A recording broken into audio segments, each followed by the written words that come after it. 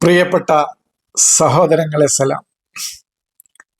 ഇന്നിപ്പോ മാഷ് ഏത് വാക്കുമായിട്ടാണ് വന്നിട്ടുള്ളത് എന്നിപ്പോ എൻ്റെ സഹോദരങ്ങളുടെ മനസ്സിൽ ചോദ്യമുണ്ടായിരിക്കും. ഒന്നുമല്ല, ഇജില് എന്ന വാക്കുമായിട്ടാണ് ഞാൻ വന്നിട്ടുള്ളത്. ഈ ഇജില് എന്നുള്ള വാക്ക് കേൾക്കുമ്പോ എന്റെ വർഷങ്ങളായി എന്നെ പിന്തുടരുന്ന സഹോദരങ്ങളുണ്ട് വാട്സാപ്പ് ഗ്രൂപ്പിൽ. നമ്മളത് അങ്ങനെയാണ് ക്ലാസ് എടുത്തിരുന്നത്. ആവശ്യക്കാർക്ക് മാത്രമേ കൊടുത്തിരുന്നുള്ളൂ. കാരണം ഇത് അങ്ങനത്തെ ഒരു വായനയാണ്. എല്ലാവർക്കും ഇത് ബോധ്യപ്പെട്ടുകൊള്ളണമെന്നില്ല. അനവധി തവണ ഗ്രൂപ്പിൽ ആഡ് ചെയ്യാൻ പറഞ്ഞാലേ ഗ്രൂപ്പിൽ ആഡ് ചെയ്യാറുള്ളൂ. അവര് എത്രമാത്രം ഈ വായനയിലേക്ക് എത്തിയിട്ടുണ്ട്, അവർക്ക് ഉൾക്കൊള്ളാൻ കഴിയുമോ എന്നൊക്കെ നോക്കിയിട്ട് ആ ഗ്രൂപ്പിൽ ആഡ് ചെയ്യാറുള്ളൂ. അപ്പോ അവിടെയുള്ള എൻ്റെ സഹോദരങ്ങൾക്ക് ഇജില് എന്നുള്ളത് ഇനി അവർക്ക് വിശദീകരിച്ചു കൊടുക്കേണ്ടതില്ല. എന്നാൽ ഈ ആശയം, ഈ വായന, ഈ രീതിയിലൊരു വായന, ആ വായനയിലേക്ക് കാലെടുത്തു വെക്കുന്ന ആളുകളുടെ മനസ്സിൽ ഇജിൽ എന്ന് പറഞ്ഞ ഒരു അർത്ഥതലമുണ്ട് അവരുടെ മനസ്സിൽ. എൻ്റെയൊക്കെ മനസ്സിലുണ്ടായിരുന്നതാണത്. പഠിക്കുന്ന കാലത്ത് എൻ്റെയൊക്കെ എല്ലാവരുടെയും മനസ്സിലുണ്ടായിരുന്ന ഒരു അർത്ഥതലമാണത്. മൂസയുടെ കാലഘട്ടത്തിലെ സാമിരി എന്ന് പറയുന്ന ഒരു വ്യക്തി മൂസ അലഹിസലാം അപ്രത്യക്ഷനാകുക എന്ന് പറഞ്ഞാൽ ബനു ഇസ്രായേൽക്കാർ അവിടെ നിർത്തിപ്പോയപ്പോ തിരിച്ചു വന്നപ്പോഴത്തേക്കും ഈ സാമിരി എന്ത് ചെയ്തു? ഒരു പശുക്കുട്ടിയുടെ രൂപമുണ്ടാക്കി അവർക്ക് ആരാധിക്കാൻ അവരുടെ മുന്നിൽ വെച്ചു കൊടുക്കുകയും ബനു ഇസ്രായേൽ ജനത ആ പശുക്കുട്ടിയെ ആരാധിക്കാനും തുടങ്ങിയിരുന്നു എന്നാണ് പറയുന്നത്. അതിൽ മൂസ കോപിച്ചു, ഹാറൂനോട് കോപിച്ചു എന്നൊക്കെ പറയുന്ന കഥകൾ ഒരുപാടുണ്ട്. ഇതാണ് നമ്മുടെയൊക്കെ ആദ്യ കാലഘട്ടത്തിൽ, ഖുർആനിന്റെ പഠനത്തിന്റെ ആദ്യ കാലഘട്ടത്തിൽ നമ്മുടെ മനസ്സിലേക്ക് കടന്നു വന്ന ചിത്രം അതാണ്. ആ ചിത്രം തന്നെയായിരിക്കും ഈ വായനയുടെ ആദ്യ പടിയിലേക്ക് കടന്നു വരുന്ന, വാതിൽ തുറന്നു വരുന്ന എൻ്റെ സഹോദരങ്ങളുടെ മനസ്സിലുണ്ടായിരിക്കുക. എന്നാൽ അതിൻ്റെ ആത്മീയമായ, ചരിത്രപരമല്ല, മഅരിഫത്തായ അതിൻ്റെ അർത്ഥതലങ്ങളിലേക്കാണ് ഇന്ന് നമ്മൾ പോകുന്നത്. ഇന്നും ഓരോ വ്യക്തിയുടെയും ഉള്ളിൽ മൂസയുമുണ്ട്, സാമിരിയുമുണ്ട്. മനുഷ്യബുദ്ധി ആണ് അവന്റെ ഉള്ളിലെ, മനുഷ്യബുദ്ധി പ്രവർത്തിക്കുമ്പോഴാണ്, അവന്റെ ഇന്റലിജന്റ് പ്രവർത്തിക്കുമ്പോഴാണ് അവരിൽ മൂസ സജീവമായി നിൽക്കുന്നത്. സാമിരി എന്ന വാക്കിന്റെ രണ്ടർത്ഥമുണ്ട്. ഒന്ന് ഹക്കും ബാത്തിലും കൂട്ടിക്കലർത്തുന്നവൻ എന്നും, സമീർ എന്ന് പറഞ്ഞാൽ രാക്കഥ പറയുന്നു, വെറും കെട്ടുകഥകളും രാക്കഥകളും പറയുന്ന വ്യക്തി എന്നുള്ള അർത്ഥത്തിലും ആ വാക്ക് വരുന്നുണ്ട്. ഈ രണ്ടർത്ഥത്തിനും ആ വാക്ക് വരുന്നുണ്ട്. അപ്പോ ഇങ്ങനെ ഒക്കെയാണ് അതിൻ്റെ കാര്യങ്ങൾ നിൽക്കുന്നത്. അപ്പോൾ അതിൻ്റെ ആത്മീയമായ തലമാണ് നമ്മളിപ്പോൾ പരിശോധിക്കാൻ പോകുന്നത്. ഈ വാക്ക് അജല, യജിലു, ഇജിലൻ, ആജില്, അജലത്ത്, അജൂല്, ഇസ്താജല, തസ്താജിലു, ഇങ്ങനെ വ്യത്യസ്തങ്ങളായ ആ രൂപത്തിൽ ഈ വാക്കുകളുടെ വ്യത്യസ്ത രൂപങ്ങൾ പരിശുദ്ധ ഖുർആനിൽ വന്നിട്ടുണ്ട്. ഇതിന്റെ അജല വന്നിട്ടുണ്ട്, ഇജില എന്ന് വന്നിട്ടുണ്ട്. ഇപ്പൊ ഇജിലാണല്ലോ നമ്മൾ സംസാരിച്ചു കൊണ്ടിരിക്കുന്നത്. തസ്തജലൂൻ എന്ന് വന്നിട്ടുണ്ട്, തഅജലു എന്ന് വന്നിട്ടുണ്ട്, തഅജലു എന്ന് പറഞ്ഞാൽ ലാ തഅജൽ എന്ന് വന്നിട്ടുണ്ട് ഖുർആനിൽ.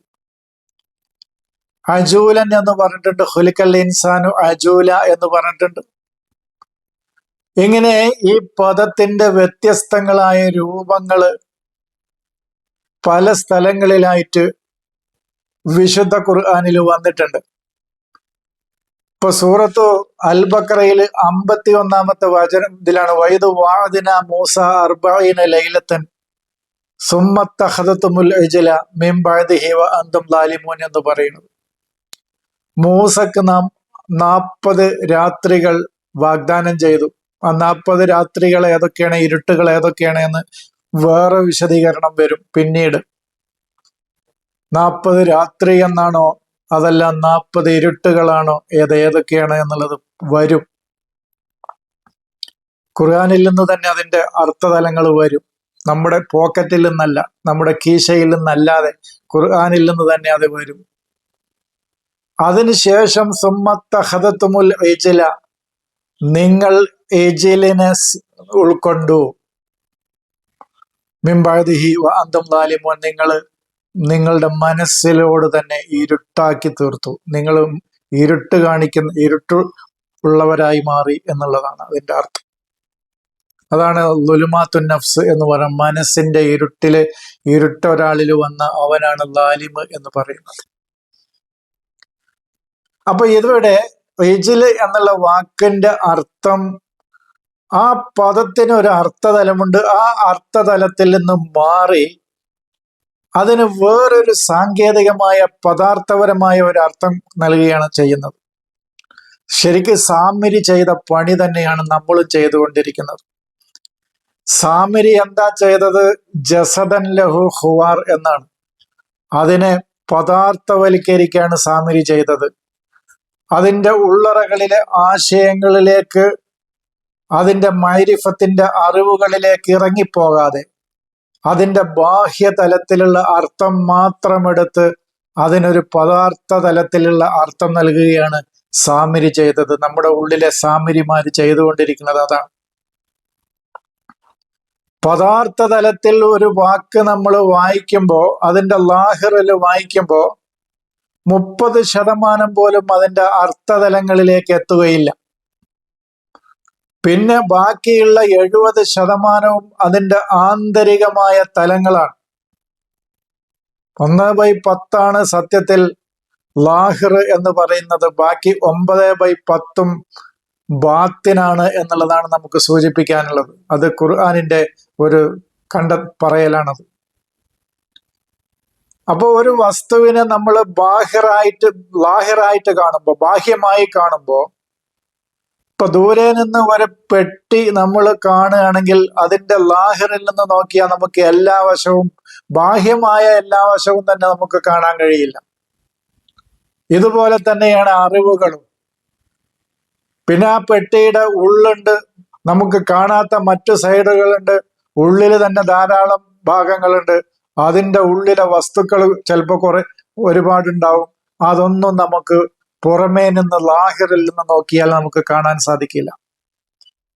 അപ്പൊ സാമിരി ചെയ്തത് എന്താണെന്ന് പറഞ്ഞാൽ, ഖുർആൻ പറഞ്ഞത് ജസദാക്കി എന്ന് പറയുന്നത്. ഖുർആനിൽ ജസദ് എന്നുള്ള വാക്ക് 4 സ്ഥലങ്ങളിലാണ് വന്നിട്ടുള്ളത്. ഒന്ന് സാമിരി ചെയ്തതാണ് ജസദ് എന്ന് പറയുന്നത്. മറ്റൊന്ന് അമ്പിയാക്കന്മാരെ ഞാൻ ജസദൻ ലായകുലൂന തആമ എന്ന് പറയുന്നുണ്ട്. ഭക്ഷണം തിന്നാത്ത ജസദാക്കിയിട്ടില്ല എന്ന് പറയുന്നുണ്ട്. അത് വേറൊരു അർത്ഥതലത്തിൽ വിശദീകരിക്കേണ്ടതാണ്. അവിടേക്ക് ഇപ്പൊ ഞാൻ പോകുന്നില്ല. മൂന്നാമത്തത് സുലൈമാൻ അലൈഹിസ്സലാമിനെ കുർസിയിലേക്ക് ജസദാക്കി ഇട്ടു എന്ന് പറയുന്ന തലമാണ്. അതൊക്കെ ഒരുപാട് വിശദീകരിക്കേണ്ട കാര്യങ്ങളാണ്. ഇപ്പോ ഇജ്ല് എന്ന് പറയുന്ന വിഷയത്തിൽ മാത്രം ഒതുങ്ങി നിൽക്കുകയാണ്, സാമിരിയിലും. അപ്പോ പദാർത്ഥവൽക്കരിക്കുക എന്നുള്ളതാണ് സാമിരി ചെയ്തത്. നമ്മളും ചെയ്യുന്നത് ഖുർആനിനെ പദാർത്ഥവൽക്കരിക്കുക എന്നുള്ളതാണ്. അതിനെ ഏതെങ്കിലും ചരിത്രത്തിന്റെ പരിമിതികളിലോ കാലഘട്ടത്തിന്റെ പരിമിതികളിലോ പദാർത്ഥപരമായ പരിമിതികളിലോ ആ ആശയങ്ങളെ അതിനെ ഒതുക്കുകയാണ് ചെയ്യുന്നത്. അതിന്റെ ബാത്തിനായ ബുത്തൂനുകളിലേക്ക്, അതിന്റെ ഉള്ളറകളിലേക്ക് ഇറങ്ങിച്ചെന്ന് അതിലടങ്ങിയ മുഴുവൻ അറിവുകളെയും കണ്ടെത്താൻ ശ്രമിക്കുന്നില്ല നമ്മൾ എന്നുള്ളതാണ്. ഏതൊരു ശാസ്ത്രീയമായ അറിവുകളായാലും അതുപോലെ തന്നെ ആത്മീയമായ അറിവുകളായാലും ശരി, അതിന്റെ ഉള്ളറകളിലേക്ക് നമ്മൾ ഇറങ്ങിച്ചല്ലാതെ ബാഹ്യമായി മാത്രം മനസ്സിലാക്കുന്ന അറിവുകൾ പരിപൂർണമല്ല എന്നാണ് എനിക്ക് സൂചിപ്പിക്കാനുള്ളത്. അങ്ങനെ ആശയത്തെ അതിന്റെ ഉള്ളറകളിലേക്ക് ഇറങ്ങിച്ചെന്ന് അതിന്റെ അക്ഷരങ്ങളിലൂടെ മാത്രം വായിച്ചു പോയി അതിന്റെ ആശയങ്ങളുടെ ഉള്ളറകളിലേക്ക് ചെല്ലാതിരിക്കുന്ന കാര്യമാണ് ഇജ്ല് എന്നത്. എന്റെ സഹോദരങ്ങൾക്ക് മനസ്സിലായിട്ടുണ്ടായിരിക്കും. ഇജ്ല് എന്ന് പറയുന്നതിന്റെ അർത്ഥം അതാണ്. ഖുർആനിൽ പറയുന്നുണ്ട്. ഇപ്പൊ 2:51 20:114 ഖുർആനിൽ പറയുന്നുണ്ട് ഫതആലല്ലാഹുൽ മലിക്കുൽ ഹഖ് എന്ന് പറഞ്ഞിട്ട് ഫതആലല്ലാഹുൽ മലിക്കുൽ ഹഖ് എന്ന് 20:114 പറഞ്ഞ ശേഷം ഖുർആനിൽ പറയാണ് വലാ തഅജൽ ബിൽ ഖുർആനി മിൻ ഖബ്ലി അൻ യുഖ്ലാ ഇലൈക വഹയുഹു വഖുർ റബ്ബി സിദ്നി ഇൽമ എന്ന് പറയുന്നുണ്ട്. നീ യാഥാർത്ഥ്യങ്ങൾ വായിക്കുമ്പോൾ ധൃതിപ്പെട്ടു പോകരുത്. അത് ഈ ഖുർആനാണെങ്കിലും ശരി, മറ്റേത് ഖുർആനാണെങ്കിലും ശരി. അത് ഞാൻ അറിഞ്ഞുകൊണ്ട് തന്നെയാണ് പറയണത്. കാരണം ഖുർആൻ പഠിപ്പിച്ചിട്ടാണ് ഒരു മനുഷ്യനെ നിർമ്മിക്കുന്നത്. അതേതായാലും ഈ ഖുർആനല്ല എന്നുള്ളത് ഉറപ്പാണ്. കാരണം മനുഷ്യവാസം എന്ന് പറയുന്നത് 1400 വർഷത്തിന്റെ ഇപ്പുറമുള്ള കാര്യമല്ല. അപ്പൊ അർറഹ്മാനു അല്ലമൽ ഖുർആന ഖലഖൽ ഇൻസാന അല്ലമഹുൽ ബയാൻ എന്നാണ് പറയുന്നത്. അർറഹ്മാനാണ് ഖുർആൻ പഠിപ്പിച്ചിട്ട് ഒരു മനുഷ്യനെ സൃഷ്ടിക്കുന്നത്, നിർമ്മിച്ചെടുക്കുന്നത് എന്ന് പറഞ്ഞാൽ മനുഷ്യവാസം എന്ന് മുതലുണ്ടോ അന്ന് മുതൽ അർറഹ്മാനിയത്ത് ആരിലൊക്കെ പ്രവർത്തിക്കുന്നുണ്ടോ അവരൊക്കെ മനുഷ്യരായി മാറിയിട്ടുണ്ട്. കാരണം അവന്റെ ഉള്ളറകളിലെ യാഥാർത്ഥ്യങ്ങൾ അവൻ വായിച്ചെടുത്തിട്ടുണ്ട് എന്നതുകൊണ്ട് തന്നെ അതേതായാലും ഈ ഖുർആനല്ല എന്നത് ഉറപ്പാണ്. ഇതും ഒരു ഖുർആനാണ് എന്നേ പറയാൻ പറ്റുള്ളൂ. അറിഞ്ഞുകൊണ്ട് തന്നെയാണ് പറയുന്നത്. എൻ്റെ സഹോദരങ്ങൾക്ക് ബോധ്യപ്പെടുകയാണെങ്കിൽ മാത്രം എടുത്താൽ മതി. ഈ വായന ഞാൻ തുടക്കത്തിൽ പറഞ്ഞല്ലോ, എല്ലാവർക്കുമുള്ള വായനയല്ല ഇത്. ആവശ്യക്കാർക്കുള്ള വായന മാത്രമാണിത്. ഞാൻ സൂചിപ്പിച്ചല്ലോ, എൻ്റെ ഗ്രൂപ്പിലൊക്കെ ആളുകളെ ചേർക്കുക തന്നെ ഒരുപാട് പ്രാവശ്യം ആവശ്യപ്പെട്ട് അവർക്കിത് ആവശ്യമാണെന്ന് ബോധ്യം നമുക്ക് വന്നെങ്കിൽ മാത്രമേ എൻ്റെ പഠന വാട്സാപ്പ് ഗ്രൂപ്പിൽ ചേർത്താറുള്ളൂ. വർഷങ്ങളായി അങ്ങനെയാണ് അതിൻ്റെ പതിവ്. കാരണം ഇത് സാധാരണ ആളുകൾക്ക് പെട്ടെന്ന് ഇത് ഉൾക്കൊള്ളാൻ കഴിയില്ല. കാരണം ഈ ഖുർആനല്ലാത്ത വേറൊരു ഖുർആനോ എന്നൊക്കെ അവരുടെ ഉള്ളിൽ നിന്ന് ചോദ്യങ്ങൾ വരും. കാരണം അതാണ് നിങ്ങൾ എൻ്റെ സഹോദരങ്ങൾ ചിന്തിക്കുക. അർറഹ്മാനു അല്ലമൽ ഖുർആന ഖലഖൽ ഇൻസാന അല്ലമഹുൽ ബയാൻ എന്ന് പറയുമ്പോ ഏതാണ്? കാരണം 1400 വർഷങ്ങൾക്ക് ശേഷമല്ലല്ലോ ഖുർആൻ പഠിപ്പിച്ച് മനുഷ്യരെ സൃഷ്ടിക്കുന്ന രീതി അർറഹ്മാൻ ഉള്ളത്. എൻ്റെ സഹോദരങ്ങൾ ചിന്തിക്കണം. അപ്പൊ ഞാനൊരു സൂചന നൽകിയെന്ന് മാത്രമേ ഉള്ളൂ. അപ്പോൾ ഏതൊരു യാഥാർത്ഥ്യങ്ങളെ വായിച്ചെടുക്കുമ്പോഴും നമ്മൾ അതിൻ്റെ അക്ഷരങ്ങളുടെ മുകളിലൂടെ പോയിട്ട് കാര്യമില്ല. അതിൻ്റെ ആഴങ്ങളിലേക്ക് ഇറങ്ങിച്ചെന്ന് അതിലടങ്ങിയിരിക്കുന്ന അറിവുകളെ മുഴുവൻ പകർന്നു കിട്ടുന്നത് വരെ നമ്മൾ അതിനെ കുറിച്ച് സൂക്ഷ്മമായി പഠിക്കുകയും മനസ്സിലാക്കുകയും ചെയ്യണമെന്നാണ് ഖുർആൻ പറയുന്നത്. അതാണ് വലാ തഅജൽ ബിൽ ഖുർആനി മിൻ ഖബ്ലി അൻ യുഖ്ലാ ഇലൈക വഹയുഹു. എന്നിട്ടോ വഹി എന്ന് പറഞ്ഞാൽ അതിലെ അറിവുകൾ. എന്നിട്ടോ അവിടെയും നിങ്ങൾക്ക് അതിൽ നിന്ന് വ്യക്തമായ വെളിപ്പെടലുകൾ നിങ്ങൾക്ക് അതിൽ നിന്നുണ്ടാവും. അതാണ് അവന് കിട്ടുന്ന അറിവുകൾ. ആ വെളിപ്പെടലുകൾ അതിൽ നിന്ന് അതിൻ്റെ ഉള്ളറകളിലേക്ക് ഇറങ്ങിച്ചെല്ലുമ്പോൾ ഓരോ മനുഷ്യനും ലഭിക്കും. അങ്ങനെ ലഭിച്ചാൽ അവിടെയും നിർത്തരുത് നീ. പിന്നെ നീ എന്ത് ചെയ്യണം? വഖുർ റബ്ബി സിദ്നി ഇൽമ എന്ന് പറയല്ല, അതിനുവേണ്ടി നീ പ്രവർത്തിക്കണം.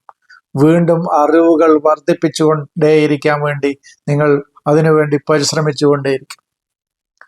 എന്തുകൊണ്ടോ ഈ സമൂഹം ഇസ്ലാമിക ചരിത്രത്തിലെ ഹിജറ വർഷം നമ്മൾ കണക്കാക്കുകയാണെങ്കിൽ ഒരു 3-4 നൂറ്റാണ്ടുകൾക്ക് ശേഷം വൈജ്ഞാനിക രംഗത്ത് ഈ സമൂഹം പിറകോട്ട് പോയി.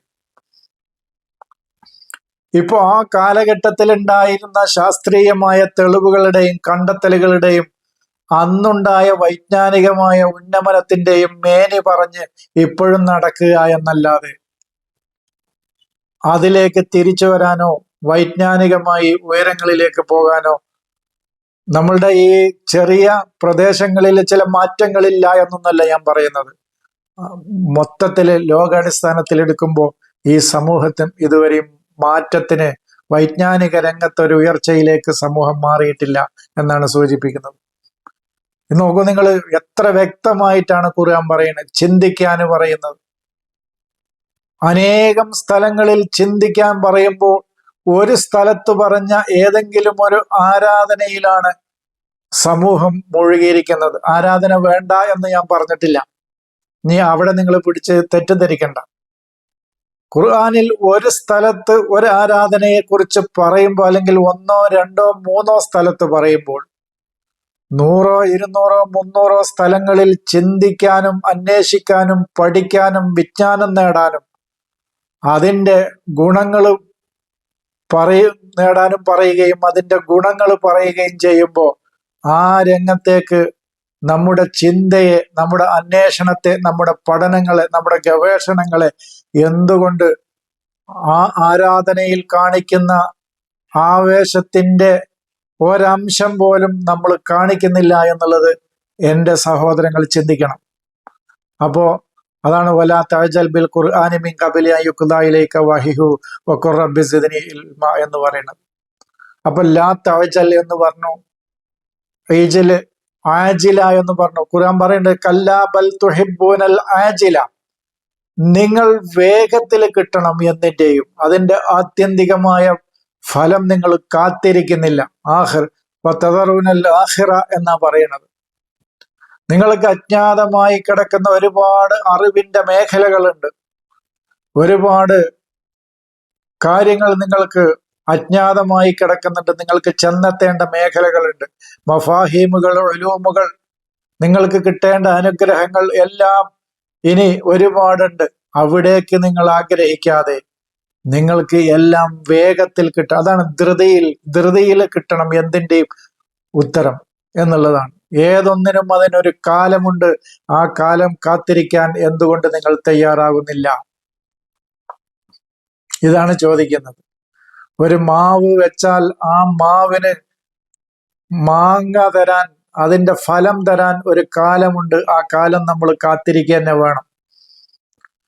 എന്നതുപോലെ തന്നെ ഒരു അറിവ് നിങ്ങൾക്ക് കിട്ടണമെങ്കിൽ ആ അറിവിന്റെ ആഴങ്ങളിലേക്ക് ഇറങ്ങി ആ വിഷയത്തിന്റെ, ഒരു പുസ്തകമാണെങ്കിൽ ആ പുസ്തകം, വേറെ ഏതെങ്കിലും ഒരു വിജ്ഞാന ശാഖയാണെങ്കിൽ ആ വിജ്ഞാന ശാഖ, അതിന്റെ ആഴങ്ങളിലേക്ക് ഇറങ്ങി അതിനെക്കുറിച്ച് സൂക്ഷ്മമായി പഠിക്കുകയും അക്ഷരങ്ങളെ വിട്ട് അതിന്റെ ആശയങ്ങളിലേക്ക് ഇറങ്ങിച്ചെന്ന് പഠിക്കുകയും മനസ്സിലാക്കുകയും ചെയ്യുമ്പോഴേ അതിന്റെ പൂർണ്ണമായ അർത്ഥതലങ്ങളിലേക്ക് നമുക്ക് എത്താൻ സാധിക്കുകയുള്ളൂ. പക്ഷെ മനുഷ്യൻ പൊതുവെ വകാനൽ ഇൻസാനു അജൂല എന്ന് പറയുന്നുണ്ട് ഖുർആൻ 17:11, ഇസ്രാ 11 പറയുന്നുണ്ട്. പക്ഷേ മനുഷ്യൻ വകാനൽ ഇൻസാനു അജൂല. അപ്പൊ നോക്കൂ, അജൂല എന്ന് ഉപയോഗിച്ചു, ആജില എന്ന് ഉപയോഗിച്ചു, ലാ തഅജൽ എന്ന് ഉപയോഗിച്ചു, തസ്തഅജിലൂൻ എന്ന് 21:37 പറയുന്നുണ്ട്. ഖുലിഖൽ ഇൻസാനു മിൻ അജലിൻ എന്ന് പറയുന്നുണ്ട്. മനുഷ്യന്റെ സ്വഭാവം അത് അള്ളാഹ് സൃഷ്ടിച്ചു എന്നല്ല, ഖുലിഖ എന്നാണ്, സൃഷ്ടിക്കപ്പെട്ടിരിക്കുന്നത്, അവന്റെ സ്വഭാവം സൃഷ്ടിക്കപ്പെട്ടിരിക്കുന്നത് എന്നാണ്. നീ അത് അള്ളാഹുവിന്റെ ദേഹത്തേക്ക് വെക്കണ്ട. ചില ആളുകൾ അങ്ങനെ വെക്കും. ഖുലിഖൽ അവിടെ ഫായിലിനെ പറഞ്ഞിട്ടില്ല. ഖുലിഖൽ ഇൻസാനു മിൻ അജലിൻ സൗരീക്കും ആയാത്തി, നിങ്ങള് ധൃതിപ്പെടരുത്, എന്റെ ഓരോ ദൃഷ്ടാന്തങ്ങളും നിങ്ങൾക്ക് ഞാൻ കാണിച്ചു തരിക തന്നെ ചെയ്യും എന്നാ പറയുന്നത്. ഓരോ ദൃഷ്ടാന്തങ്ങളും, അത് ഖുർആനിലെ വചനങ്ങളിലെ ആശയങ്ങളായാലും ശരി, പ്രപഞ്ചത്തിലെ ദൈവത്തിന്റെ, റബ്ബിന്റെ യാഥാർത്ഥ്യങ്ങൾ വിളിച്ചോതുന്ന ദൃഷ്ടാന്തങ്ങളായാലും ശരി, നിങ്ങളിലും നിങ്ങളുടെ ആഫാക്ക്, ചിന്തയുടെ ഉന്നതങ്ങളിലും ഞാൻ, അല്ലെങ്കിൽ ചക്രവാളം തന്നെ വെച്ചോളൂ, അവിടെയും എൻ്റെ ദൃഷ്ടാന്തങ്ങൾ ഞാൻ നിങ്ങൾക്ക് കാണിച്ചു തരും. അതുകൊണ്ട് ഫലാ തസ്തഅജിലൂൻ. അപ്പൊ ഈ ആയത്തില് 21:37 2 ഇസ്തിഅജാല് വന്നു. ഒന്ന് മിൻ അജലിൻ എന്നുള്ള അജലും, മറ്റൊന്ന് ഫലാ തസ്തഅജിലൂൻ എന്ന് പറയുന്ന തസ്തഅജിലൂൻ എന്ന വാക്ക്. അപ്പോൾ ഈ ഇജില്, അജല, യജിലു, ഇജിലൻ എന്ന് പറയുന്ന ഈ വാക്കുകളിലെ 2 വാക്കുകൾ അതിൽ വന്നു. ഇതാണ് ഫലാ തസ്തഅജിലൂൻ. ഇതാണ് ഇങ്ങനെ ഖുർആനിൽ എല്ലാം ഉദ്ധരിക്കാൻ ഇപ്പൊ കഴിയില്ല. നമ്മളൊരു 10, 15, 20, 21 മിനിറ്റൊക്കെയാണ് ഒരു ക്ലാസ്സിൽ നമ്മൾ ഉദ്ദേശിക്കുന്നത്. അപ്പോ അജല, യഅ്ജിലു, ഇജ്ലൻ, ആജിലത്ത്, അജൂലൻ, അജല്, തസ്തഅ്ജിലൂൻ, ലാ തഅ്ജൽ എന്ന് വന്ന എല്ലാ വാക്കുകളും ധൃതി കാണിക്കുക, ഉപരിപ്ലവമായി മാത്രം വായിച്ചു പോവുക എന്നാണ്. നമ്മൾ വേഗത്തില് നമ്മൾ ധൃതിപ്പെട്ടു പോകുക എന്നല്ല, വേഗം നാവ് കൊണ്ടോ വാക്കുകൊണ്ടോ വേഗം വായിച്ചു പോകുക എന്നുള്ള അർത്ഥത്തിനല്ല. അതിന്റെ ആശയങ്ങളിലേക്ക് ഇറങ്ങിച്ചല്ലാതെ, അതിനെക്കുറിച്ച് ബുദ്ധിയും ചിന്തയും ഉപയോഗിക്കാതെ, അതിന്റെ ഉപരിപ്ലവമായ തലങ്ങളിലൂടെ മാത്രം നമ്മുടെ വായന കടന്നു പോകുന്നതിനെയാണ് ഇജ്ല് എന്ന് പറയുന്നത്. അതുകൊണ്ടാണ് മനുഷ്യന്റെ ബുദ്ധി അവിടെ നിന്ന് പോയപ്പോഴാണ് സാമിരി, അതായത് ഹക്കിനെ ബാത്തിലുമായി കൂട്ടിച്ചേർക്കുന്ന വെറും അസാത്തീറുകളിൽ, കഥകളിലും രാക്കഥകളിലും കെട്ടുകഥകളിലും മാത്രം അഭിരമിക്കുന്ന നമ്മുടെ മനസ്സ് എന്ത് ചെയ്തത്? ഇജ്ലിനെ ആരാധിക്കാൻ തുടങ്ങിയത്, ഇജ്ലിനെ സ്വീകരിക്കാൻ തുടങ്ങിയത് നമ്മുടെ ജീവിതത്തിൽ. അതാണ് ഇത്തിഹാദ്, അതാണ് സ്വീകരിക്കാൻ തുടങ്ങിയത്. അവര് ആ ഇജ്ലിന്റെ ആ പദാർത്ഥവൽക്കരിച്ച് അതിൽ മുഴുകുകയാണ് അവർ ചെയ്തത്. അതാണ് ഖുവാർ എന്ന് പറയുന്നത്. വൈജ്ഞാനിക രംഗത്ത് കാര്യങ്ങൾ മനസ്സിലാക്കുന്ന രംഗത്ത് ഇൻഹിത്താത്ത്, താഴെ തട്ടിലേക്ക് പോകുന്നതിനെയാണ് ജസദൻ ലഹു ഖുവാറുൻ എന്ന് ഖുർആൻ പറഞ്ഞത്. അല്ലാതെ അതിനൊരു ശബ്ദമുണ്ടായിരുന്നു എന്നുള്ള അർത്ഥത്തിനല്ല. ഖുവാർ എന്ന് പറഞ്ഞ ഇൻഹിത്താത്തുൽ ഇൽമാണ് അത്. ഖുവാർ എന്നുള്ള വാക്കും സുമ്മുൻ ബുക്കുമുൻ ഉമ്യുൻ ഫഹും ലാ യർജിഊൻ എന്നുള്ള വാക്കും കണക്കിലൊരു യോജിപ്പുണ്ട്. അവര് സുമ്മും ബുക്കുമുൻ ഉമ്യുമായി കഴിയുന്ന അവസ്ഥ. അപ്പോ എന്താണ് മൂസ പോയപ്പോ സാമിരി ഇജ്ലിനെ ആരാധിക്കാൻ തുടങ്ങിയത്? ആരാധിക്കുക എന്നുള്ളത് നമ്മൾ ഉണ്ടാക്കിയതാണ്. ഇജ്ലിനെ ഇത്തഹദ എന്നാണ്, സ്വീകരിച്ചു എന്നും, ആക്കിഫീന എന്നാണ്. അവര് അതിൽ മുഴുകുകയാണ് ചെയ്യുന്നത്. ഈ ഉപരിപ്ലവമായ അർത്ഥതലങ്ങളിലും അതിനെ പദാർത്ഥവൽക്കരിക്കുന്നതിലും മുഴുകുകയാണ് ചെയ്തത് എന്നാണ് പറയുന്നത്. ഇജ്ലിനെയാണ് അവരുടെ ജീവിതത്തിൽ അവർ സ്വീകരിച്ചത് എന്നാണ്. അപ്പോൾ നമ്മുടെ ബുദ്ധിയുടെ പ്രവർത്തനം, ചിന്തയുടെ പ്രവർത്തനം അത് നിലക്കുമ്പോൾ, അതാണ് അത് പോകുക എന്ന് പറഞ്ഞ മൂസ പോകുക എന്ന് പറയുന്നത്. അങ്ങനെ മൂസ പോകുമ്പോഴാണ്, അങ്ങനെ ആ മൂസ നമ്മിൽ നിന്ന് പ്രവർത്തനം അത് അപ്രത്യക്ഷമാകുമ്പോഴാണ് നമ്മളിൽ കാര്യങ്ങളെ ശരിയായ രൂപത്തിൽ വായിക്കുകയോ മനസ്സിലാക്കുകയോ ചെയ്യാത്ത ഒരവസ്ഥാവിശേഷം ഓരോ മനുഷ്യരിലും ഉണ്ടാകുന്നത്. അതാണ് അവന്റെ ഇജ്ല് എന്നുള്ളതാണ് എനിക്ക് സൂചിപ്പിക്കാനുള്ളത്. അപ്പോൾ എല്ലാ സ്ഥലത്തും ഉപരിപ്ലവമായി പോവുക അല്ലെങ്കിൽ ധൃതിപ്പെട്ടു പോവുക എന്ന് പറയുകയും, ഇജ്ല് എന്നുള്ള ഒരു സ്ഥലത്ത് മാത്രം പശുക്കുട്ടി എന്നൊരർത്ഥം പറയുകയും ചെയ്തതിന്റെ സാങ്കത്യം എന്താണ് എന്നുള്ളത് എൻ്റെ സഹോദരങ്ങൾക്ക് ചിന്തിക്കുക, എന്നിട്ട് ബോധ്യപ്പെടുകയാണെങ്കിൽ മാത്രം ഈ വായനയെ പിന്തുടരുക. അല്ലെങ്കിൽ അതിന്റെ ചരിത്രപരമായ, പദാർത്ഥപരമായ, പാരമ്പര്യമായ അർത്ഥതലങ്ങളിലൂടെ എൻ്റെ സഹോദരങ്ങൾ പോവുക ഒരു നിർബന്ധവുമില്ല എന്ന് മാത്രം പറഞ്ഞുകൊണ്ട് ഞാൻ അവസാനിപ്പിക്കുന്നു. സലാം.